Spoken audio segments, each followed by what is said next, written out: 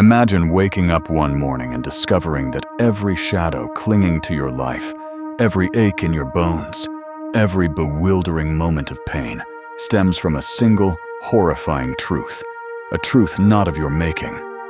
Your trembling hands, the shortness of breath, the fog that perpetually clouds your thoughts, all trace back to choices made long before your birth. Your parents, driven by a chilling obsession with preserving a pure bloodline, have unwittingly condemned you to a life of quiet suffering. The revelation hits you. Your mother is also your cousin, your father your uncle, your grandmother your great-aunt. The family tree is no proud oak, but a gnarled and twisted vine, choking itself in its own incestuous coils. You are not the product of love, but of a calculated, cold-blooded breeding program designed to safeguard power and wealth, utterly indifferent to the devastating human cost. This isn't a scene from a Gothic novel. It's the stark reality faced by countless women throughout history, trapped in a genetic destiny they never chose. Prepare to delve into the forgotten stories of their survival and suffering tales, deliberately obscured by the gilded veneer of royalty. These are the women whose bodies and minds became battlegrounds for ambition. To understand these women's plight, we must first confront the perverted logic that fueled their misery. For centuries, European royalty clung to the belief that marrying within their own bloodlines preserved their divine right to rule. They considered their blue blood literally superior, somehow purer, more divinely ordained than that of commoners. This practice became so entrenched that by the 16th century, European royal families had become a vast, interconnected network of cousins marrying cousins, uncles marrying nieces, and siblings producing children destined to govern empires. Blinded by arrogance, they failed to grasp the genetic catastrophe they were unleashing, a nightmare that would reverberate through generations. The Habsburg family of Austria and Spain, in particular, elevated this self-destructive practice to an art form. Their unofficial motto could have been, "Let others wage war, thou, happy Austria, marry." But these were not happy unions. They were calculated genetic gambles that produced some of history's most tragically flawed figures. Our first story unfolds in Vienna in 1634, within the somber confines of the Hofburg Palace. A child is born destined to know only pain. Maria Anna of Austria enters the world bearing the indelible mark of the Habsburg curse, the consequence of generations of incestuous unions. A family tree so entangled it resembles a hangman's knot. From her earliest days, Maria Anna is acutely aware of her difference. While other children frolic, she struggles to walk. Her spine curves grotesquely, forcing her into a debilitating hunch that makes each breath a struggle. Her jaw juts out so severely that she can barely manage solid food. Servants meticulously chop her meals into minuscule pieces, and even then, each meal becomes an agonizing ordeal of careful chewing and cautious swallowing. Yet, Maria Anna's physical hardships are dwarfed by the psychological torment of understanding the source of her suffering. Surrounded by portraits of her ancestors, she sees unsettling echoes of her own deformities in each painted face. An uncle with the same protruding jaw, a grandmother with the same twisted spine.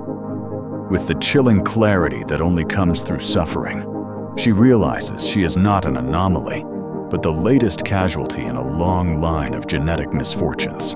The palace physicians, with their useless bloodletting and desperate prayers, offer no real solace.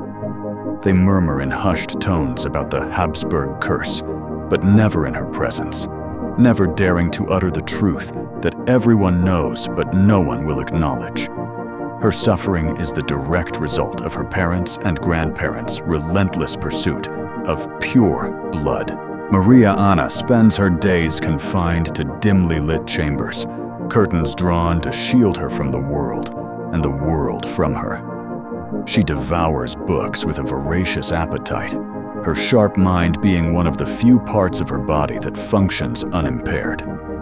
Within their pages, she discovers worlds where bloodlines hold no sway, where people unite out of love, not lineage, and where children are not born burdened by the sins of their ancestors. But reality always shatters the illusion. Court physicians routinely examine her, documenting her deformities with cold, clinical detachment. They meticulously measure the curvature of her spine, the protrusion of her jaw, the weakness in her limbs. She is reduced to a mere case study, a living testament to the perils of genetic manipulation. Perhaps even crueler than the physical pain is the crushing loneliness. Potential suitors, all of them her cousins, understandably recoil at her appearance. Marriage negotiations begin only to collapse as soon as her condition becomes known. She remains unwed, not by choice, but by circumstance. Even in a world where cousin marriage is commonplace, her deformities are too glaring to ignore. Maria Anna dies young, at 32, her body finally succumbing to the accumulated weight of genetic damage. Her death certificate lists a litany of ailments, but the true cause remains unwritten. She died because generations of her ancestors prioritized power over humanity, purity over compassion. From Austria, we journey to Spain to encounter perhaps the most tragic figure in this somber saga, Joanna of Castile, forever known to history as Juana la Loca, or Joanna the Mad.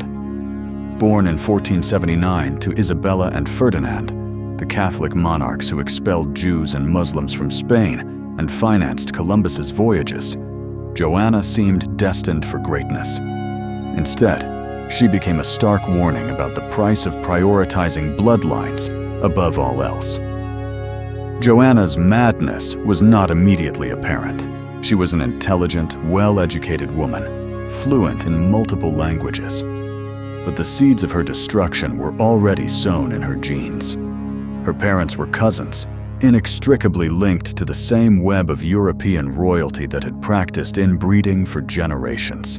The first cracks appeared after her marriage to Philip the Handsome of Burgundy. The union, designed to solidify political alliances, devolved into a psychological battleground. Philip was notoriously unfaithful, emotionally cold, and manipulative. Joanna's response was an intense, almost desperate love that was misconstrued as madness. But was it truly madness, or the natural reaction of a woman trapped in an untenable situation? Joanna had been raised to believe that marriage was her ultimate calling, that producing heirs was her sacred duty. When that marriage became a source of constant humiliation and profound pain, her mind buckled under the strain. The true tragedy commenced with Philip's sudden death in 1506. Joanna's grief morphed into something darker, more obsessive. She refused to allow his burial, journeying across Spain with his coffin and reportedly opening it frequently to kiss his decaying corpse. The image is undeniably macabre, but it reveals a profound truth about her state. She had been so isolated, so starved of genuine human connection, that even death could not sever her attachment to the one person who had shown her attention, however cruel it may have been. Her father, Ferdinand, and later her son, Charles V, exploited her perceived madness as a pretext to confine her for 46 long years. Joanna was imprisoned within the royal convent of Santa Clara in Tordesillas. The conditions were appalling. She was kept in dark, freezing rooms, deprived of adequate nourishment, and denied basic hygiene. Her attendants recounted that she would go for weeks without washing, tear her clothes to shreds, and scream uncontrollably for hours on end. But here lies the crucial question. Was Joanna genuinely mad, or was she driven to the brink by her circumstances? Modern historians increasingly believe that her madness was largely a political fabrication, a convenient justification for removing a legitimate queen from power. Her behavior, while extreme, can be interpreted as the natural response of someone grappling with severe depression, anxiety, and post-traumatic stress, compounded by decades of isolation and abuse. The genetic component cannot be dismissed. Joanna's family tree reveals a clear pattern of mental illness, depression, and anxiety conditions that become more prevalent and more severe as a result of inbreeding. Her great-grandmother had suffered similar episodes. Her daughter, Catherine, would later exhibit symptoms of severe depression. The pattern was undeniable to anyone willing to see it. Joanna died in 1555, still imprisoned, still officially deemed insane. Her death was barely acknowledged. She had been effectively erased from public memory decades earlier, dismissed as an inconvenient madwoman rather than recognized as a victim of a system that valued political expediency above human well-being. Our next narrative takes us to the opulent halls of the Spanish court, where a young girl named Margaret Theresa carries the weight of empire in her fragile body. Born in 1651, she is the daughter of Philip IV of Spain and his niece, Maria Anna of Austria. Yes, his niece, because by this point, the Habsburg family had become so interbred that uncles routinely married their brothers' daughters, and no one considered it particularly unusual.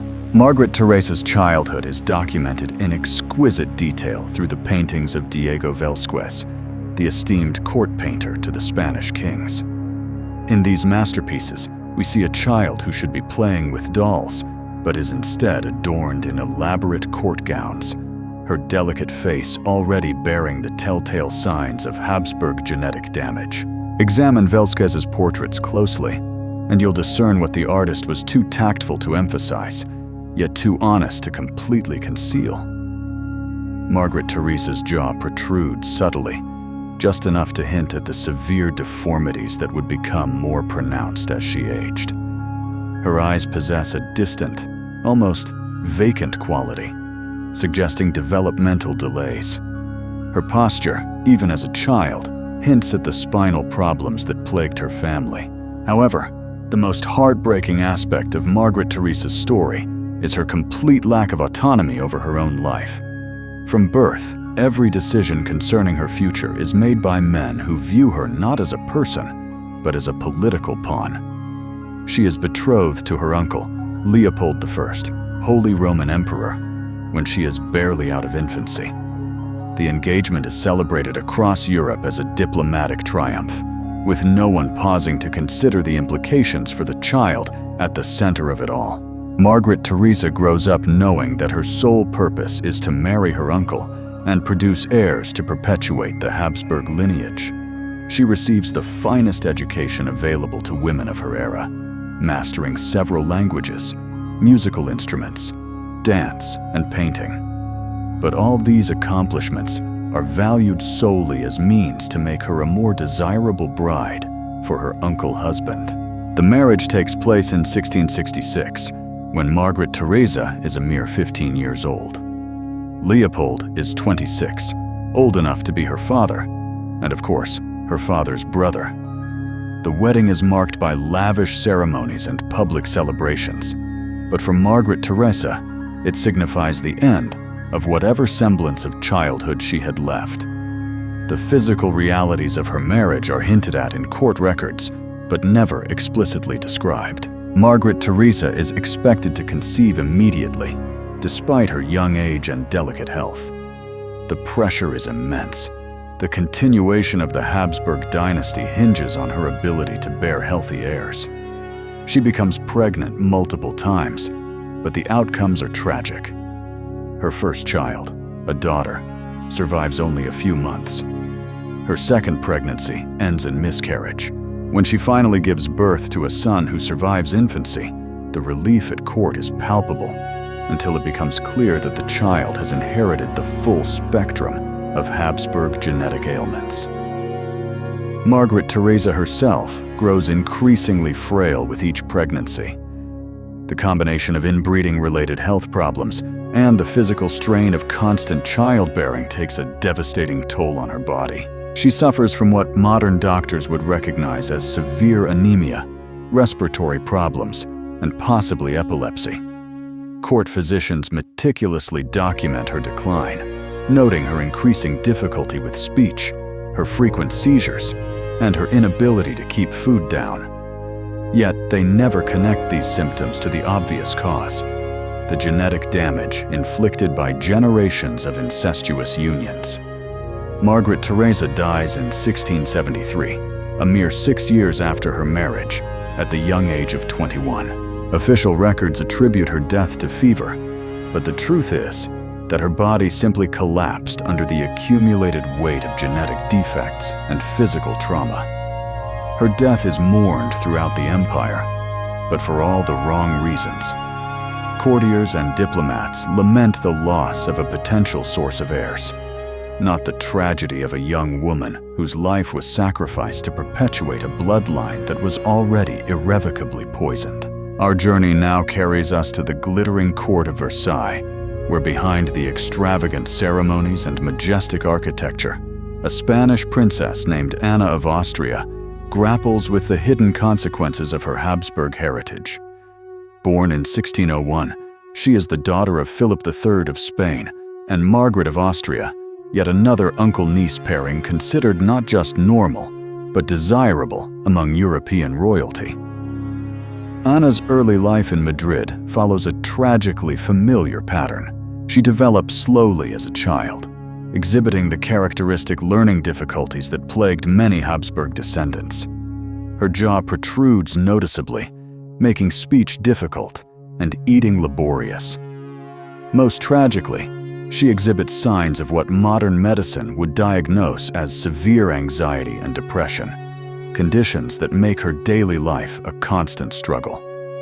In 1615, at the age of 14, Anna is married to Louis XIII of France as part of a complex diplomatic arrangement. The marriage is intended to solidify peace between Spain and France, two powers that had been at war for decades. What is overlooked is the psychological impact on Anna herself. She is uprooted from everything familiar and thrust into a foreign court, where she is expected to immediately adapt to new customs, a new language, and the demanding role of queen. The French court initially welcomes her with lavish celebrations, but the harsh realities of her situation quickly become apparent. Louis XIII is a cold, aloof husband who shows little affection for his young wife. Modern historians believe he suffered from severe depression and possible homosexuality, feelings that could not be acknowledged or acted upon in that era. Anna finds herself trapped between two impossible expectations. As Queen of France, she is expected to produce male heirs to secure the succession. But as a Habsburg, she carries genetic defects that make healthy childbearing exceedingly difficult. Her first several pregnancies end in miscarriage or infant death, each loss amplifying her depression and anxiety. The court physicians, guided by the limited medical understanding of their time, blame Anna for these failures. They subject her to increasingly painful and humiliating treatments: bloodletting, purging, and bizarre dietary restrictions. They examine her intimate areas regularly, searching for what they perceive as defects in her feminine constitution. No one entertains the possibility that the problem might stem from the genetic inheritance she received from generations of consanguineous marriages. Anna's isolation deepens as years pass without a surviving heir. She becomes the target of court gossip and political machinations. Nobles whisper that she is cursed, that God disapproves of the Spanish marriage, and that France desperately needs a new queen.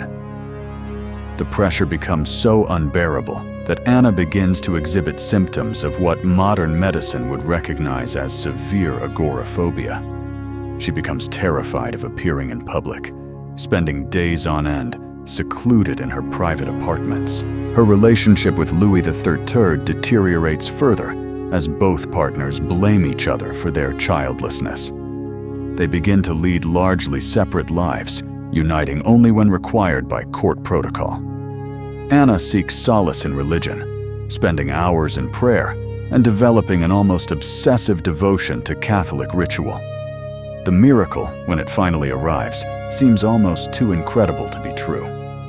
After 23 years of marriage, Anna gives birth to a healthy son, the future Louis XIV, the Sun King. The birth is celebrated throughout France as a sign of divine favor. But for Anna, it represents both triumph and renewed dread. She understands that her primary value lies in her ability to produce heirs, and she now faces the pressure to replicate this success. A second son, Philippe, is born 2 years later, securing the succession and finally offering Anna some respite from the relentless pressure. However, the physical and emotional toll of her years of suffering cannot be erased. Anna remains a deeply anxious, depressed woman who finds little joy even in her eventual success as a mother. Her later years are marked by increasing physical ailments, digestive problems, respiratory difficulties, and what court doctors describe as melancholy attacks that leave her bedridden for days at a time. Modern analysis of her symptoms suggests she suffered from the anxiety disorders and depression that ran rampant in Habsburg bloodlines, conditions exacerbated by the trauma of her early marital experiences. Anna dies in 1666, having outlived her husband and witnessed her son established as one of Europe's most powerful monarchs. But her legacy is not the political achievement that history books celebrate. It is the human cost of a system that treated women as mere breeding stock and disregarded the genetic consequences of dynastic marriages. While Marie Antoinette is remembered primarily for her role in the French Revolution, her story is also deeply rooted in the Habsburg tradition of inbreeding and its tragic consequences. Born in 1755, she was the daughter of Empress Maria Theresa of Austria and Francis I, Holy Roman Emperor, a marriage that, while not as closely related as some Habsburg unions, still carried the genetic burden of centuries of cousin marriages. Marie Antoinette arrived in France in 1770 as a 14-year-old bride, carrying with her not only the hopes of the Austrian-French alliance, but also the hidden weight of Habsburg genetic inheritance. Her famous portraits by artists like Elisabeth Vigée-Lebrun depict a beautiful woman, but they also subtly reveal traces of the distinctive Habsburg features. The slightly protruding lower lip, a subtle testament to a legacy of inbreeding. So, as we've journeyed through these heartbreaking stories, we see a clear and unsettling truth. The relentless pursuit of power and the obsession with pure bloodlines came at a devastating human cost, particularly for the women trapped within this genetic web. These forgotten narratives remind us of the importance of compassion, understanding, and acknowledging the often hidden suffering woven into the fabric of history. I'd love to hear your thoughts on these stories. What resonated with you the most? Do you have any questions about the Habsburg dynasty or the implications of inbreeding? Please share your reflections in the comments below. Let's continue this important conversation together. And if you found this exploration of history fascinating, please consider subscribing to stay updated on future videos delving into the often overlooked corners of our past. You won't want to miss what we uncover next. Finally, be sure to watch Part 2 for even more captivating details and deeper insights into this complex and tragic chapter of history. We'll be exploring even more stories and unraveling more of the secrets of these intertwined families. See you there.